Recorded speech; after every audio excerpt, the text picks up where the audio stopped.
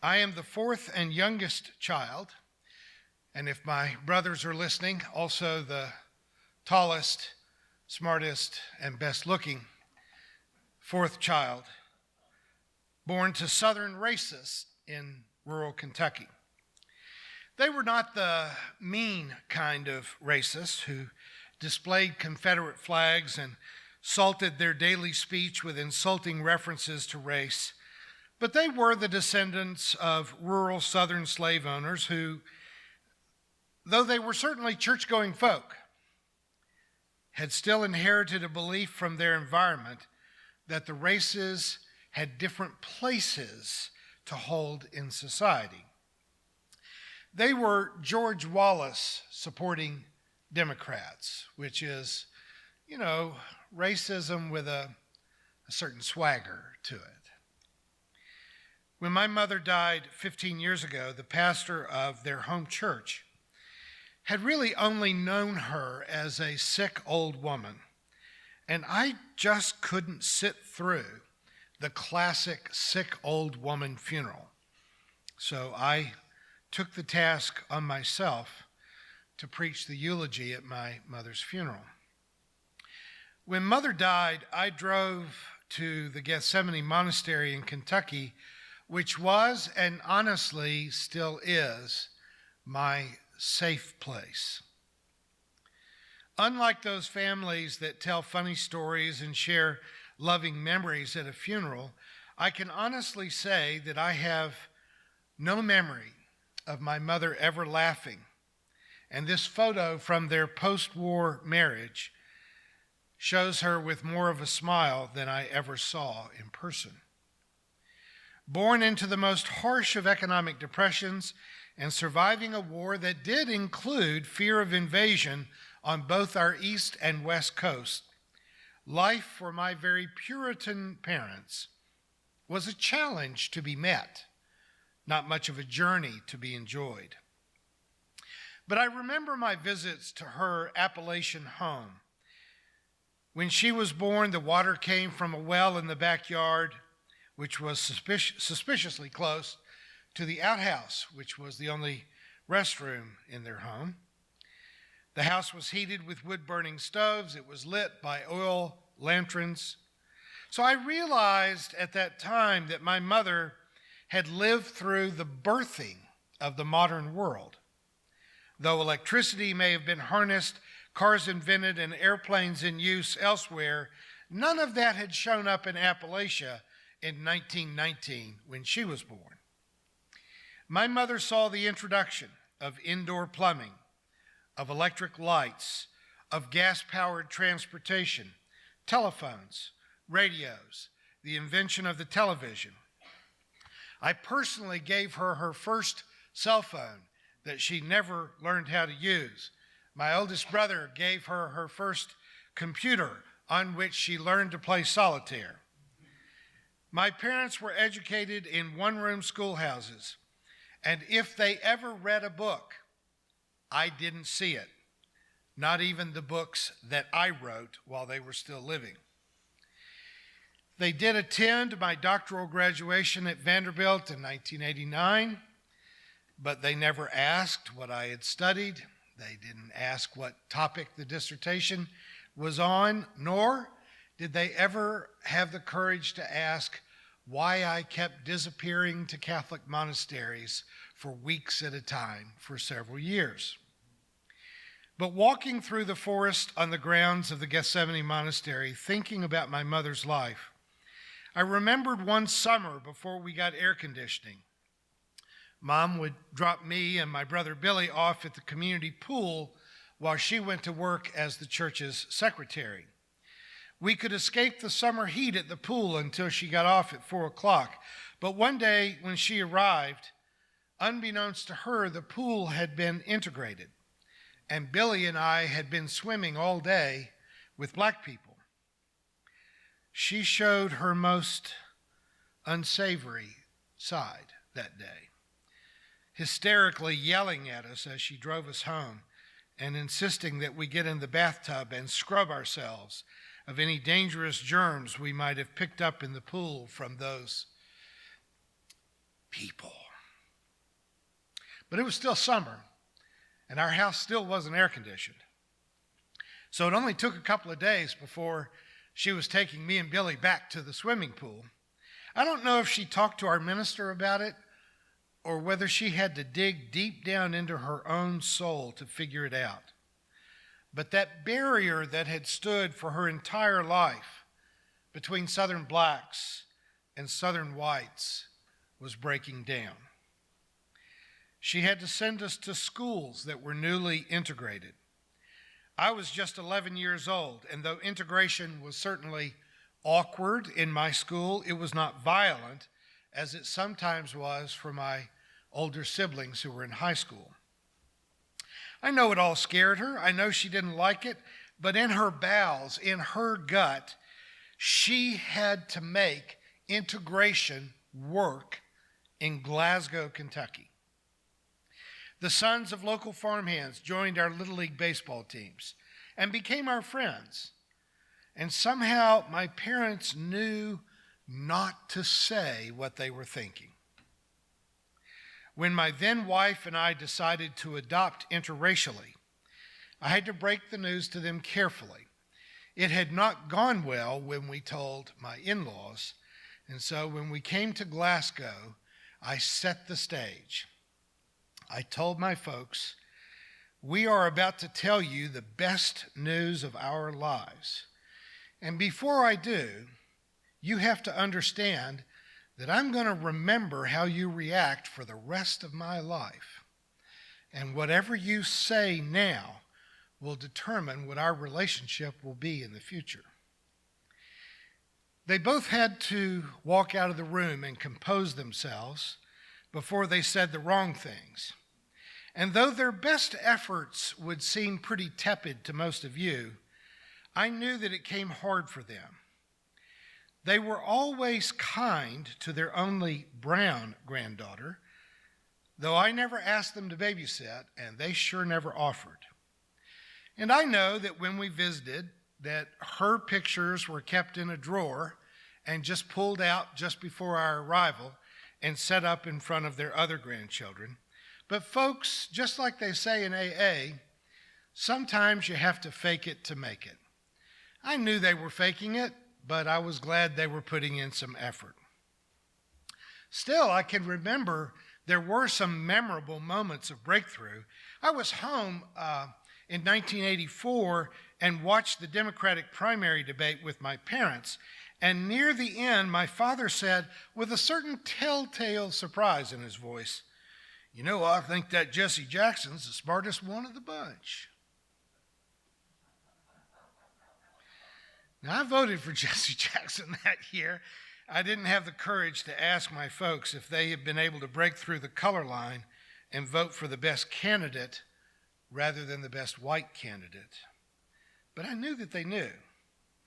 They knew that Jesse Jackson was not just a symbol, was not just a protest, but was a serious candidate. Now, I'm sharing all of this rather personal stuff today as a reaction to the posthumously published letter that Congressman John Lewis wrote for the New York Times. I waited a couple of months after John Lewis's death to talk about him because I didn't want what I had to say to just fall into the mire of the media frenzy that paid tribute to him night and day for a couple of weeks before returning to pretending that he never existed. I expect I'll do approximately the same for Ruth Ginsburg. But when Lewis knew that his death was near, he wrote this short essay so that he could literally preach his own eulogy. Lots of other very talented folks preached his eulogy, but none were as good as the one he wrote for himself. He started talking about ordinary people with extraordinary vision. Now, Lewis was just a little bit younger than my parents, but he shared most of his history with their world. Lewis had suffered beatings, arrests, and imprisonment in the battle to integrate schools and neighborhoods and workplaces. But folks, I hope you know that segregated schools, segregated neighborhoods, segregated workplaces were never the creation of black Americans. I'm not saying that black people are free of racism. It's just that their racism is so well-founded, it's just polite not to talk about it. But the institutional racism that John Lewis spent his early life fighting was not a black invention. It was a white institution, and it took more than the prophetic voices and sacrifices of black martyrs to change those institutions.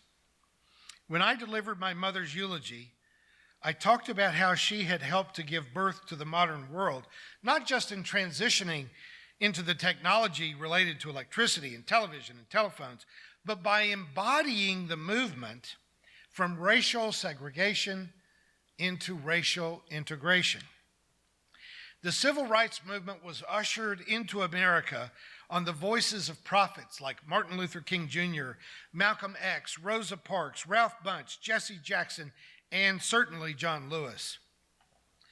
But it was carried into existence in rural Kentucky, Tennessee, Alabama, Arkansas, Oklahoma, and Georgia on the shoulders of sometimes begrudging, ordinary white people who made the difficult decision to do fierce battle with themselves, with their racism, with their pride, with their sense of privilege. And here's the real issue of it all: to do battle with their fear, to find the courage to live in a new way, to embody a new and different world than the world that they had inherited and that they had every reason to assume would always exist. Folks, here's the painful reality. Racism in America doesn't end until white people decide to stop being racist. I know that my parents didn't change as much as I wanted them to. I know that they went to their graves without ever fully seeing my daughter for the amazing young woman that she truly is. But the fact that they were willing to fake it, and to fake it so convincingly that my daughter never knew that they were faking, I think that's what it means to be an ordinary person who does extraordinary things in challenging times. John Lewis wrote in this final essay, "Though I may not be here with you, I urge you to answer the highest calling of your heart and stand up for what you truly believe. In my life, I have done all I can to demonstrate that way of peace. The way of love and nonviolence is the more excellent way. Now it's your turn to let freedom ring." I honestly don't know if John Lewis actually trusted us, but the cancer that ravaged his body didn't leave him with any choice but to pass the baton on to this generation in the midst of some very scary times. Ed Luce recently wrote in the Financial Times that America is drifting into a perfect storm. Both Republicans and Democrats currently believe that the other side is trying to rig, steal the 2020 election. There is so much distrust between the left and the right that there is even talk of civil war to reject the outcome, no matter what the outcome is. Now, I was very young in 1963 when George Wallace delivered his Segregation Now, Segregation Tomorrow, Segregation Forever speech. But I can tell you that even as a child, I believe I can remember even then that we all knew that he was wrong. A lot of white people might have liked the sound of it, but in their hearts they knew it was wrong. And it was just a matter of time before Wallace had to publicly apologize for his racist views. But right now in 2020, I'm less certain.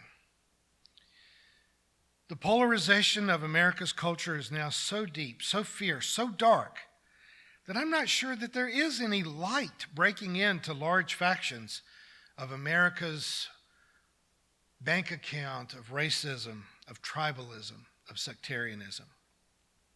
The dog whistle of racism, misogyny, homophobia, xenophobia have been blown so much in the past few years that there are a lot of people who are believing that prejudice is no longer something to be ashamed of, but it is in fact something to embrace. Now, I always want to be careful about too lightly making references to Nazi Germany, but just as Lewis speaks of ordinary people with extraordinary vision, I have to remind you that millions of ordinary people in Germany were convinced to go along with the genocide of Jews, gypsies, and homosexuals. That the majority of Germans not only didn't speak up, they simply looked the other way, as ministers and priests decided not to talk about politics, and people pretended that they didn't notice that their neighbors were no longer present. Donald Trump is certainly a disgrace, and I sincerely hope that shortly after he is voted out of office, that he is also walked into a jail cell for a number of egregious crimes. But whether he spends the rest of his miserable life making license plates in a prison in New York, or whether he gets to spend it playing golf in Florida, my real concern, our real concern, are the millions of ordinary people all around us, our neighbors and, sometimes our family members, who have fallen into prejudice through the portal of fear.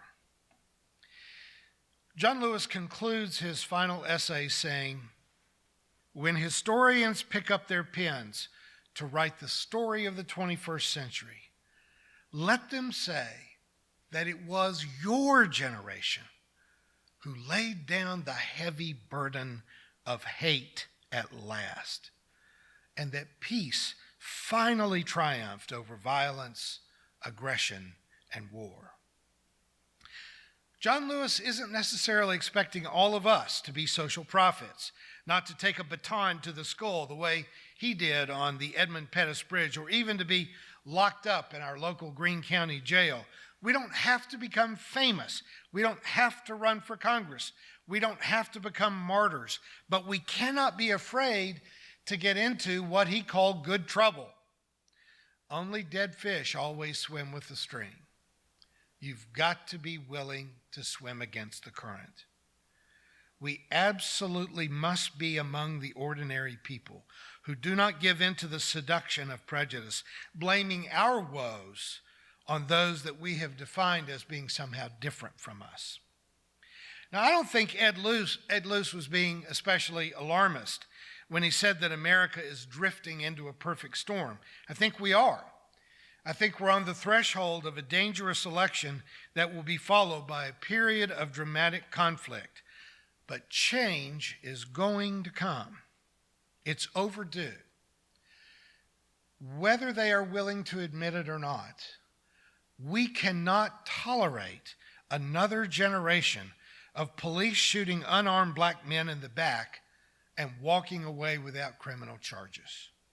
We cannot tolerate another decade of income disparity that offers the world's best education, the world's best health care, and standard of living only to the top of the economic ladder, and which locks the children of the poor into multiple generations of poverty, ignorance, and suffering.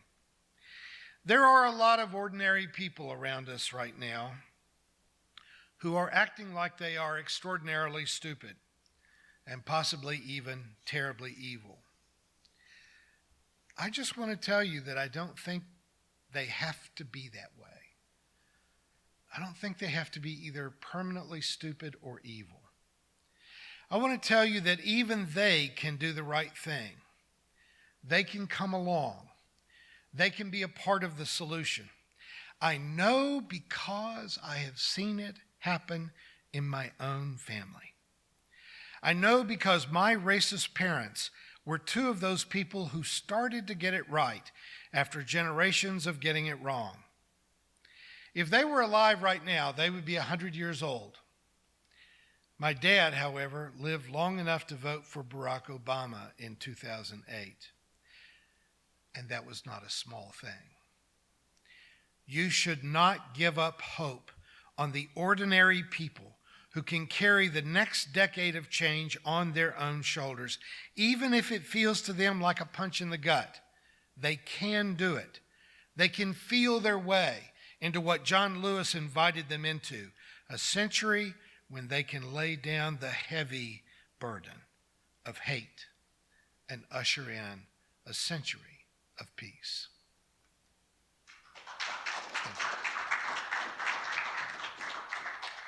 Thank you for watching our videos. We are entirely dependent on the donations of our listeners and members. We hope that you find this content to be important enough to help us to keep offering these videos to the public at no charge by becoming a regular contributor. Please click on the donate button on our website at www.spfccc.org. Thank you for your support of progressive religious programming.